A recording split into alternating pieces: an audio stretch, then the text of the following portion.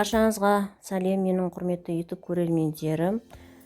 Менің орыс тілді көрермендерімнің сұрауы бойынша бүгінгі эфирді екі түрлі тілде өткізгелі отырмын.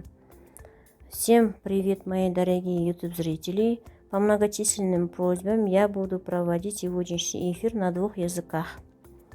Если вам понравится, продолжим и на следующем видео.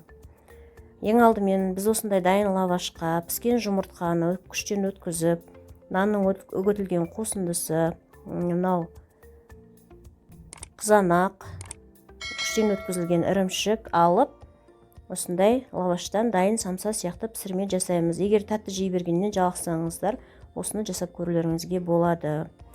Если вы устали от сладкого, можете приготовить выпечку на обед. Мынау лаваш құрғақ болғандықтан мен бұған қаймақ не болмаса майонез жағып аламын. Тут у нас лаваш очень сухой, поэтому нам надо либо домашнюю сметану пожирнее, либо майонез смазать.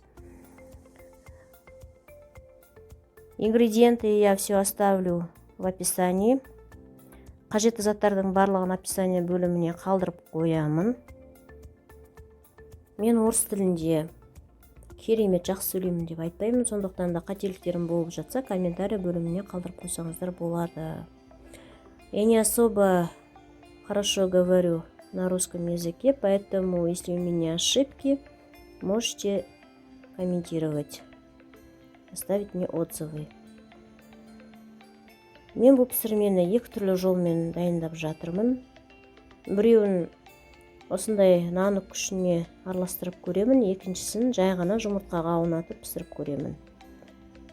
Сіздер де осы екі түрлі нұсқада жасап көрсеңіздер болады. Міндетті түрде панировочный сухарь жағу керек емес. Вы тоже можете приготовить эту выпечку на двух вариантах. Не обязательно панировочные сухари.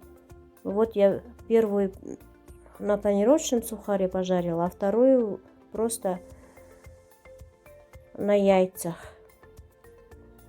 Ну, оба вкусные получились. Можете приготовить на обед детям. Очень вкусно. Жасап көріңіздер. Барлықтарыңызға кеңес беремін. Осылай екі жолмен. Қайсысы сіздерге ұнайды?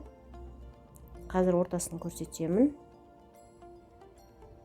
Вот внутри оно вот такое получилось. Сыр у меня моцарелла, поэтому она тянется.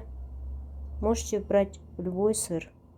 Өздеріңіз қалағанша қандай ірімшік қоссаңыздар да бола береді. Менде моцарелла ірімшігі. Келесі көріскенше сау болыңыздар.